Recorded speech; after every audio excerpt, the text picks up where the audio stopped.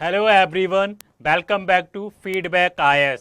I'm Nasir Saifi, faculty of current affairs. तो दोस्तों, आपका द हिंदू का जो न्यूज़पेपर एनालिसिस है उसमें स्वागत है। आज जो हम द हिंदू का न्यूज़पेपर एनालिसिस करने वाले हैं वो बहुत इम्पोर्टेंट होने वाला है। इसी के पर्सपेक्टिव से तो बहुत इम्पोर्टेंट होने वाला है। आज जो डेट हो रही है वो तो हो रही है आज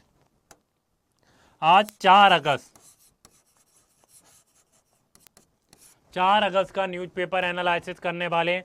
हम डेली द हिंदू का न्यूज़पेपर एनालिसिस कर रहे हैं। हम डेली करंट अफेयर्स ला रहे हैं। करंट अफेयर्स में बहुत सारे लोगों को बहुत डिफ़िकल्टी आती है। इतना बड़ा सिलेबस है, उसका करंट अफेयर्स कैसे कवर करें।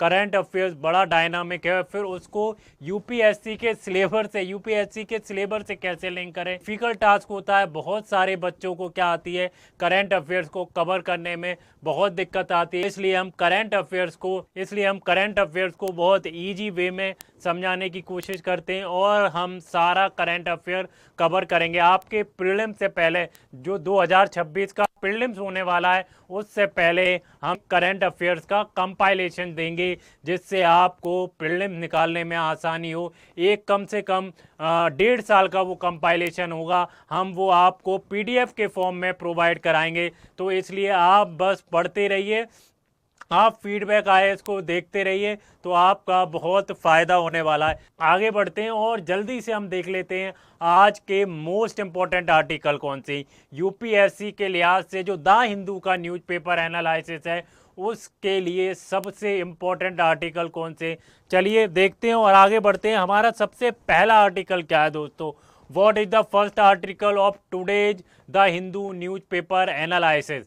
टुडेज द हिंदू न्यूज़पेपर का सबसे पहला आर्टिकल क्या है दोस्तों, जो यूपीएससी के लिए इम्पोर्टेंट है। सबसे पहला आर्टिकल दोस्तों जो इंडिया और जो फिलीपींस हैं, आज हम इंडिया और फिलीपींस के रिलेशनशिप के बारे में बात करेंगे और हम समझने की कोशिश करेंगे कि इंडिया और फिलीपींस के रिश्ते कैसे हैं। तो इस आर्टिकल में क्या है दोस्तों, इस आर्टिकल में हम समझने की करें फिलीपींस स्ट्रेटेजिक इंगेजमेंट। और दोस्तों ये न्यूज़ में क्यों है, what is the reason. News में इसलिए क्योंकि जो फिलीपींस के कौन है दोस्तों, फिलीपींस के जो प्रेसिडेंट हैं फर्डिनांड मार्कोस जूनियर विजिट पर है इंडिया के। क्या है, जूनियर जो है दोस्तों विजिट पे हैं। कौन, फिलीपींस के जो प्रेसिडेंट है वो विजिट पे। ये इंपॉर्टेंट क्यों हो जाता है दोस्तों, मैरीटाइम सिक्योरिटी के लिए इंपॉर्टेंट हो जाता है। हम फिलीपींस की लोकेशन भी देखेंगे और फिलीपींस जो है दोस्तों इंडिया के लिए इंपॉर्टेंट क्यों है, फिलीपींस इंडिया के लिए कितना इंपॉर्टेंट है, हम ये भी देखने की कोशिश करेंगे। और हम दोस्तों जो साउथ चाइना सी है उसके बारे में भी देखेंगे। फिलीपींस जो साउथ चाइना सी से घिरा हुआ है और चाइना का हमेशा से इन्फ्लुएंस रहता है फिलीपींस के ऊपर, उसके बारे में भी थोड़ा सा हम देखेंगे। आसियान के बारे में देखेंगे। फिलीपींस क्या है दोस्तों, आसियान का मेंबर है। फिलीपींस क्या आसियान का मेंबर है और इंडिया कैसे बेनिफिट उठा सकता है फिलीपींस से। और हम डिफेंस टाइज देखेंगे कि इंडिया और जो फिलीपींस हैं उनके डिफेंस टाइज कैसे, हम ये सब देखेंगे। और देखेंगे दोस्तों इंडो पैसिफिक के बारे में देखेंगे। तो फिलीपींस बहुत इंपॉर्टेंट है इंडिया के लिए। तो हम जो स्ट्रेटेजिक पार्टनरशिप है फिलीपींस और इंडिया के बीच में उसको देखने के लिए कोशिश करेंगे। दोस्तों ये टॉपिक किस लिए इंपॉर्टेंट हो जाता है, ये टॉपिक इंपॉर्टेंट हो जाता है जीएस पेपर 2 इंटरनेशनल रिलेशन के लिए। ये टॉपिक बहुत इंपॉर्टेंट है। अगर हम प्रीलिम्स के लिए तो खाली जो फिलीपींस की जो लोकेशन है उससे क्वेश्चन आ सकता है, लेकिन ये टॉपिक मेंस के पर्सपेक्टिव से बहुत इंपॉर्टेंट है। अगर हम नेक्स्ट आर्टिकल की बात करें तो नेक्स्ट आर्टिकल क्या है दोस्तों, अगर नेक्स्ट आर्टिकल किससे रिलेटेड है दोस्तों, जो नेक्स्ट आर्टिकल है हम सियांग रिवर की बात करते हैं। किसकी, अरुणाचल प्रदेश में जो सियांग रिवर है उसके ऊपर इंडिया क्या बना रहा है, सियांग प्रोजेक्ट बना रहा है। और चाइना क्या कर रहा है, वो मैडॉक डैम बना रहा है। क्या, मैडॉक डैम। तो local resistant to Siang dam amid geopolitical concern. तो जो लोकल पीपल है वो क्या कर रहे हैं, सियांग जो डैम बन रहा है सियांग रिवर के ऊपर उसको क्या कर रहे हैं, रेजिस्टेंस कर रहे हैं। हम इसमें क्या कह के देखेंगे, ट्राइबल राइट देखेंगे, डिस्प्लेसमेंट देखेंगे, इन्वायरमेंट देखेंगे, चाइना देखेंगे और वाटर पॉलिटिक्स को हम देखने की कोशिश करेंगे। तो ये आर्टिकल बहुत इंपॉर्टेंट है। अगर दोस्तों आपको हमारा करंट अफेयर्स या द हिंदू न्यूज़पेपर एनालिसिस की जो वीडियोज हैं या जो हमारी क्लास हैं, अगर दोस्तों आपको पसंद आ रही हैं तो प्लीज़ हमारे चैनल फीडबैक आईएएस को ज़रूर सब्सक्राइब करें और कमेंट करना ना भूलें कि आपको हमारी वीडियोज कैसी लग रही हैं, और शेयर भी करें। शेयर बहुत इंपॉर्टेंट है। मैं हमेशा अपनी वीडियोज में हमेशा कहता हूँ share is very important, because अगर ये उन लोगों तक नहीं पहुंच पाएगा जिनको करंट अफेयर्स की सबसे ज़्यादा ज़रूरत है दोस्तों, तो हमारे वीडियोज बनाने का कोई भी फ़ायदा नहीं है। हम वीडियोज या हम अपनी क्लास इसलिए ले रहे हैं कि हम उन बच्चों को फ़ायदा पहुंचा पाएँ जो करंट अफेयर्स पढ़ने बहुत डिफ़िकल्टी फेस करते हैं और करंट अफेयर्स उनका कवर नहीं हो पाता, जिसकी वजह से वो अपना प्रीलिम भी नहीं निकाल पाते हैं। तो इसलिए शेयर इज़ इम्पोर्टेंट, शेयर करते रहिए दोस्तों। यूपीएससी के लिहाज से ये टॉपिक बहुत इम्पोर्टेंट है। चलिए आगे बढ़ते हैं। आज का हमारा जो लास्ट टॉपिक है दोस्तों, आज हम सिर्फ 3 टॉपिक पढ़ने वाले हैं जो द हिंदू के न्यूज़पेपर एनालिसिस में जो 3 टॉपिक मोस्ट इम्पोर्टेंट है दोस्तों। सिर्फ मैंने 3 टॉपिक ही लिए हैं जो, क्योंकि पूरा न्यूज़पेपर नहीं पढ़ना होता है दोस्तों। आपको जो न्यूज़पेपर पढ़ना है वो यूपीएससी के सिलेबस से लिंक करके पढ़ना होता है दोस्तों।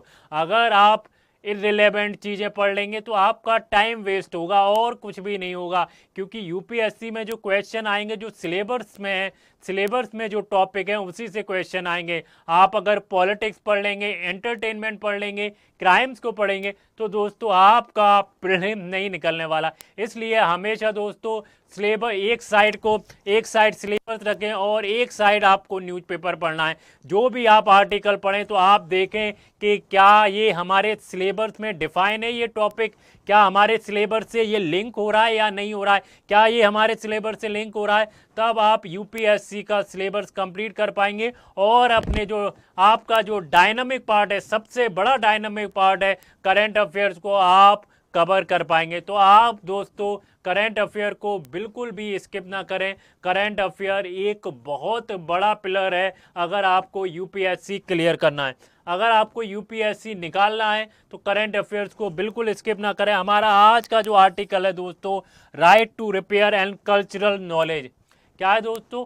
Right to repair and cultural knowledge. तो इसमें हम क्या देखेंगे? India's repairability index and informal repair sector, और हम देखने की कोशिश करेंगे दोस्तों ई वेस्ट देखेंगे, सर्कुलर इकोनॉमी के बारे में देखेंगे, और दोस्तों ट्रेडिशनल नॉलेज और सस्टेनेबिलिटी के बारे में देखेंगे। तो दोस्तों ये आज के हमारे द मोस्ट इम्पॉर्टेंट आर्टिकल हैं। दोस्तों वीडियो को लास्ट तक देखिएगा, क्योंकि ये आर्टिकल यूपीएससी के पर्सपेक्टिव से बहुत इम्पोर्टेंट होने वाले हैं। और ये जो तीनों आर्टिकल हैं दोस्तों, इनमें ये जो हैं दोस्तों यूपीएससी के लिए हमेशा से फेवरेट टॉपिक रहे हैं। अगर हम दोस्तों साउथ चाइना सी की बात करते हैं तो साउथ चाइना जो सी है हमेशा क्या रहता है दोस्तों? न्यूज़ में रहता है। तो यूपीएससी के लिए ये टॉपिक बहुत हॉट टॉपिक रहता है, बहुत फेवरेट टॉपिक रहता है। अगर हम दोस्तों चाइना की बात करें, चाइना जो डैम बनाता है, जो इंटरनेशनल रिलेशन है जीएस पेपर 2 का, उसके लिए ये बहुत इम्पोर्टेंट है। अगर हम दोस्तों राइट टू रिपेयर की बात करें, कल्चरल नॉलेज की बात करें, जीएस पेपर 3 के लिए ये टॉपिक बहुत इम्पोर्टेंट हो जाता है। चलिए आगे बढ़ते हैं और आज का पहला आर्टिकल देखते हैं दोस्तों। हमारा पहला आर्टिकल क्या है? हमारा जो पहला आर्टिकल, जो फिलीपींस के जो प्रेसिडेंट हैं वो इंडिया की विजिट पे। इंडिया की विजिट पे कब से दोस्तों? 4 से जो 8 अगस्त है, उस 4 से 8 अगस्त तक वो इंडिया की विजिट पे है। कौन दोस्तों? आज का हमारा पहला article, Philippines president to visit India. तो इंडिया की विजिट पे है दोस्तों। 1976 के बाद पहली बार ऐसा हुआ है जो फिलीपींस के प्रेसिडेंट हैं वो इंडिया की विजिट पे आए। कब से दोस्तों? अगर 1976 की बात करें, लास्ट टाइम 1976 में फिलीपींस के प्रेसिडेंट ने विजिट की थी। अब दोस्तों 2025 में विजिट कर रहे हैं। इसका क्या रीजन है? President Marcos junior to visit India 4 से अगस्त to strength the maritime ties. अगर हम दोस्तों फोकस करें, फोकस एरिया कौन कौन से, अगर हम इंडिया और फिलीपींस के रिलेशनशिप की बात करते हैं तो उसमें कौन कौन से फोकस एरिया हो सकते हैं दोस्तों। मैरीटाइम सिक्योरिटी हो सकती है, साउथ चाइना सी हो सकती है, आसियान हो सकता है, और क्या हो सकता है दोस्तों, डिफेंस हो सकता है, साउथ चाइना सी हो सकता है। साउथ चाइना सी में जो नेविगेशन फ्रीडम है वो आपका वो फोकस एरिया हो सकता है। और दोस्तों जो बायलेटरल एग्रीमेंट है, जो इंडिया और जो फिलीपींस के बीच में जो ट्रेड है, बायलेटरल ट्रेड है, उसमें मेमोरेंडम साइन हो सकते हैं। तो ये यूपीएससी के लिए जीएस पेपर 2 के लिए दोस्तों, जीएस पेपर 2 के लिए बहुत इंपॉर्टेंट टॉपिक है इंडिया एंड फिलीपींस के जो रिलेशनशिप है। तो ये बहुत इंपॉर्टेंट हो जाता है, इसको दोस्तों स्किप मत करिएगा। अगर हम दोस्तों reflect India's growing Indo Pacific and ASEAN engagement, तो आसियान के लिए भी ये बहुत इंपॉर्टेंट हो जाता है, क्योंकि क्या रिफ्लेक्ट करता है दोस्तों, एक जो आसियान एंगेजमेंट रिफ्लेक्ट करता है, और दूसरा जो इंडो पैसिफिक रीजन में चाइना अपना इन्फ्लुएंस बढ़ा रहा है। तो अगर हमें बैलेंस करना है, अगर हमें इंडो पैसिफिक में, तो हमारे जो रिश्ते हैं जो रीजन में जो कंट्रीज हैं उनके साथ अच्छे होना चाहिए। आगे हम इसका मैप देख लेते हैं दोस्तों। आप ये मैप देख सकते हैं, फिलीपींस देख सकते हैं, आप इसमें साउथ चाइना सी को देख सकते हैं। तो अगर हम इंडिया दे, ये दोस्तों ये है हमारा प्यारा भारत। क्या है ये हमारा प्यारा भारत, और ये जो कंट्री है दोस्तों, ये जो आइलैंड है, ये कंट्री है, ये फिलीपींस है, एक छोटी सी कंट्री है फिलीपींस। और दोस्तों ये है साउथ चाइना सी। हमेशा से दोस्तों जो चाइना के साथ फिलीपींस का साउथ चाइना सी में हमेशा क्या चलती रहती है दोस्तों, वॉर चलती रहती है। हमेशा क्या होता है, कन्फ्लिक्ट है फिलीपींस और किसका, चाइना के बीच। दोनों जो कंट्री हैं उन्होंने रीअफर्म कमिटमेंट दी है कि जो दोस्तों ये साउथ चाइना सी है उसके अंदर जो नेविगेशन होना चाहिए उसकी फ्रीडम होना चाहिए, नेविगेशन जो है उसकी फ्रीडम होना चाहिए इन द साउथ चाइना सी। का अग्रेसिव मैरीटाइम क्लेम है उसको क्या करना चाहिए दोस्तों, उसको हमें अपोज करना चाहिए, इंडिया को अपोज करना चाहिए, और जो कंट्री हैं उसको अपोज करना चाहिए। वो मैरीटाइम क्लेम हमेशा के ये एरिया पे क्लेम करता रहता है। जो फिलीपींस का एरिया है साउथ चाइना सी में, उसको भी, उस पर भी चाइना क्या करता है, क्लेम करता है कि ये हमारा एरिया है। तो एक तो नेविगेशन फ्रीडम होना चाहिए साउथ चाइना सी में, और चाइना का अपोज करना चाहिए जो क्लेम करता है दूसरे कंट्रीज का जो एरिया है मैरीटाइम में, वो क्लेम करता है। किन किन चीजों पे दोस्तों डिस्कशन हुआ है, joint naval petrol, maritime domain awareness, cooperation in maritime domain awareness. Domain awareness क्या होता है, एमडीए पे क्या होगा दोस्तों, एमडीए पर कॉपरेशन होगा। Strengthening coastal security architecture. अगर हम दोस्तों डिफेंस टाइज की बात करते हैं, इंडिया और जो फिलीपींस के डिफेंस टाइज कैसे हैं हम उसको देखने की कोशिश करते हैं। फिलीपींस हैं अपने जो डिफेंस इंडस्ट्रियल कॉपरेशन है उसको क्या कर रहे हैं, उसको एक्सपेंड कर रहे हैं। अगर हम ट्रेनिंग की बात करते हैं, लॉजिस्टिक की बात करते हैं, पोटेंशियल आर्म एक्सपोर्ट की बात करते हैं, क्या था दोस्तों, ब्रह्मोस को एक्सपोर्ट किया था फिलीपींस में। इंडिया का जो फोकस रहा है दोस्तों, जॉइंट मिलिट्री जो एक्सरसाइज हैं उस पर फोकस रहा, इंफॉर्मेशन शेयरिंग है उस पर फोकस रहा है, उससे रीजनल डिटरेंस है दोस्तों वो क्या होगी, वो इनहांस होगी। इंडिया और फिलीपींस, जो फिलीपींस इंडिया में गया इससे क्या होगा दोस्तों, इस विजिट से क्या होगा, एक्ट ईस्ट पॉलिसी है इंडिया की उसको रीइंफोर्स किया जाएगा। क्या कर रहा है, प्रोएक्टिव एंगेजमेंट दिखा रहा है किसके साथ, साउथ ईस्ट एशिया के साथ, build trust and strategic path. Convergence की बात करते हैं दोस्तों, हमारा जो इंडो पैसिफिक है, इंडो पैसिफिक अगर हम कन्वर्जेंस की बात करें तो फिलीपींस और इंडिया का क्या रोल है हम वो देखने की कोशिश करते हैं दोस्तों। जो इंडो पैसिफिक रीजन है उसमें विजन शेयर करती हैं, vision of free open and inclusive Indo Pacific region. तो ये क्या करते हैं, जैसे इंडो पैसिफिक रीजन की बात करते हैं तो हम इसको क्या करते हैं, हम काउंटर करते हैं चाइना को थ्रू द, अगर हम क्वाड की बात करते हैं, अगर हम क्वाड की बात करते हैं, क्वाड के थ्रू हम क्या करते हैं, हम चाइना, अगर हम नेवल डिप्लोमेसी की बात करते हैं और मल्टीलेटरल डायलॉग की बात करते हैं, like ADMM plus and Raisina dialogue।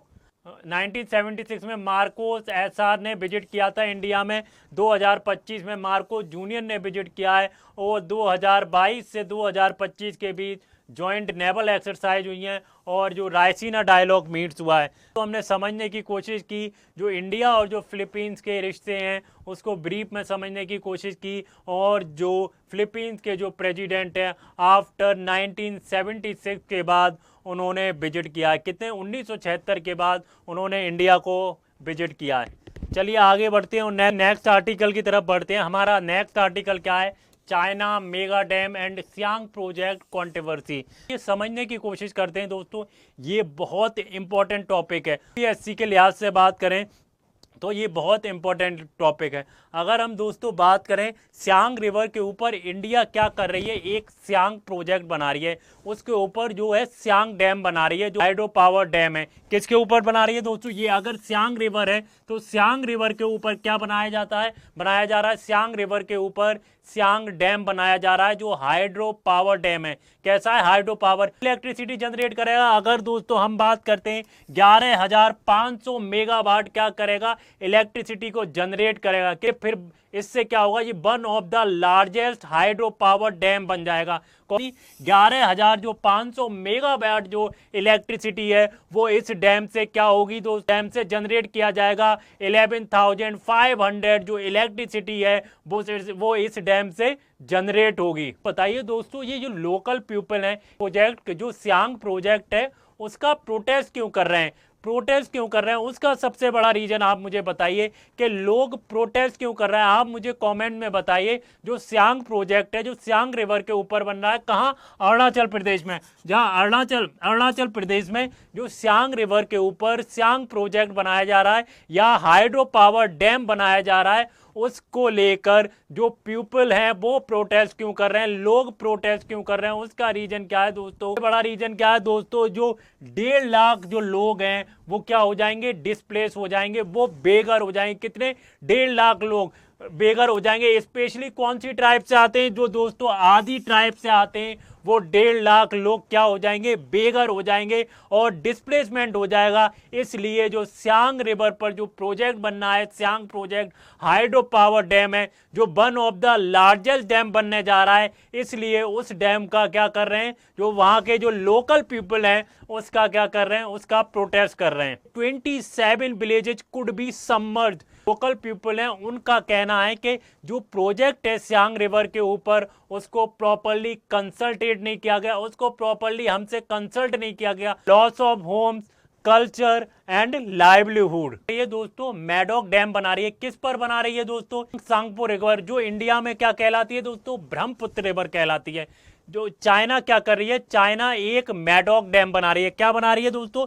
जो चाइना क्या कर रही है? मैडोक डैम बना रही है। किस पर बना रही है? यरलांग सांगपो जो रिवर है जो इंडिया में ब्रह्मपुत्र कहलाती है। कितनी? 60,000 मेगावाट से इलेक्ट्रिसिटी जनरेट होगी। सियांग रिवर पर हाइड्रो पावर डैम बना रही है। वो कैसे जस्टिफाई कर रही है? वो इंडिया कह रही है, ये इंडियन जो ऑफिशियल है वो कह रहे हैं ये एक स्ट्रेटेजिक रीजन है justify the building Siang dam because जो मैडोक डैम बन रहा है उससे क्या होगा? चाइना जो डैम बना रही है उसके काउंटर में इंडिया क्या कर रही है? इस डैम को बना रही है हमारे वाटर को सिक्योर करने के लिए और हमारी जो एनर्जी है दोस्तों उसको सिक्योर करने के लिए। अब दोस्तों कंट्रोवर्सी क्या? एक्टिविस्ट क्या कह रहे हैं? एक्टिविस्ट ये कह रहे हैं कि चाइना के डर से इंडिया क्या कर रही है? इस प्रोजेक्ट को बना रही है जिससे लाखों लोगों को हार्म होगा, जिससे जो लाखों लोग हैं, जो लाखों ट्राइबल लोग हैं उनको नुकसान पहुंचे। दोस्तों लैक ऑफ इन्वायरमेंटल ट्रांसपेरेंसी है, लैक ऑफ इन्वायरमेंटल ट्रांसपेरेंसी है एंड लैक ऑफ कंसेंट है। दोस्तों किस लिए इंपॉर्टेंट है ये टॉपिक? जीएस 1 के लिए इंपॉर्टेंट है अगर हम सोसाइटी की बात करें, और जीएस पेपर 3 के लिए ये टॉपिक बहुत इंपॉर्टेंट है अगर हम मेंस की बात करते हैं। आगे बढ़ते हैं और थोड़ा समझने की कोशिश करते हैं दोस्तों। अब हम डिफ्रेंशिएट करते हैं, एक तो सियांग प्रोजेक्ट है इंडिया में और एक मैडोक प्रोजेक्ट है चाइना में। तो दोस्तों हम समझने की कोशिश करेंगे इनमें डिफरेंस क्या है, क्या डिफरेंस है, हम ये समझने की कोशिश करेंगे। अगर हम हम सियांग डैम की बात करते हैं तो इसकी जो कैपेसिटी है दोस्तों 11,500 मेगावाट है, और उसकी कितनी है दोस्तों 60,000 मेगावाट है। तो जो 11,500 मेगावाट है वो इंडिया का सबसे बड़ा जो हाइड्रो पावर डैम है वो बनने जा रहा है। अगर हम लोकेशन की बात करें दोस्तों, ये अरुणाचल प्रदेश इंडिया में है, और ये कहाँ है दोस्तों, तिब्बत जो एरिया है चाइना के अंदर, वहाँ पर जो यालंग सांगपो रिवर है जो इंडिया में ब्रह्मपुत्र रिवर कहलाती है, उसके ऊपर ये डैम बन रहा है। अगर हम दोस्तों रिवर की बात करते हैं, ये सियांग रिवर के ऊपर है। सियांग क्या है दोस्तों, सियांग क्या है, ब्रह्मपुत्र की जो है ट्रिब्यूटरी है, और ये दोस्तों यल्लांग तांगपो रिवर पे है। तो यल्लांग जो सांगपो रिवर है वो भी वो क्या करती है, वो इंडिया में ब्रह्मपुत्र रिवर कहलाती है। इम्पैक्ट क्या होगा दोस्तों, इन जो 1.5 लाख आदि पीपल हैं वो डिस्प्लेस हो जाएंगे, और 27 विलेजेस क्या होंगे दोस्तों, सबमर्ज्ड हो जाएंगे। कितने, 27 विलेजेस। इन्वायरमेंटल कंसर्न है डाउन स्ट्रीम इंडिया और बांग्लादेश के। हमेशा से दोस्तों जो अपन राइपेरियन होते हैं जैसे चाइना है, उनको हमेशा से फायदा रहता है, और जो लोअर राइपेरियन होते हैं उनको हमेशा से नुकसान होता है। क्या चाइना डैम लगा के इंडिया का पानी रोक सकता है? अगर डैम वो बना रहा है तो इससे क्या होगा, इंडिया का पानी रोक दिया जाएगा, जिससे हमारी इलेक्ट्रिसिटी जो बनती है उस पर भी बहुत बड़ा इम्पैक्ट पड़ेगा। Justification claim strategic counter to China है। जो सियांग के ऊपर जो डैम बनाया जा रहा है दोस्तों, जो सियांग प्रोजेक्ट बनाया जा रहा है, जिससे क्या है दोस्तों 1.5 लाख जो लोग हैं डिस्प्लेसमेंट हो रहे हैं, उनका क्या हो रहा है दोस्तों, उनको किस चीज़ का फियर है, फियर और home, fear of culture, fear of livelihood, सारे जो है लॉस होने का है उनको। अगर नेशनल एनर्जी गोल है, चाइना का क्या है, नेशनल एनर्जी गोल है, इंडिया क्या कर रहा है, ये जो चाइना का जो डैम बना रहा है, चाइना जो डैम बना रहा है मैडॉक डैम, उसको काउंटर करने के लिए ये क्या बनाया, ये बनाया गया है डैम। आगे बढ़ते हैं।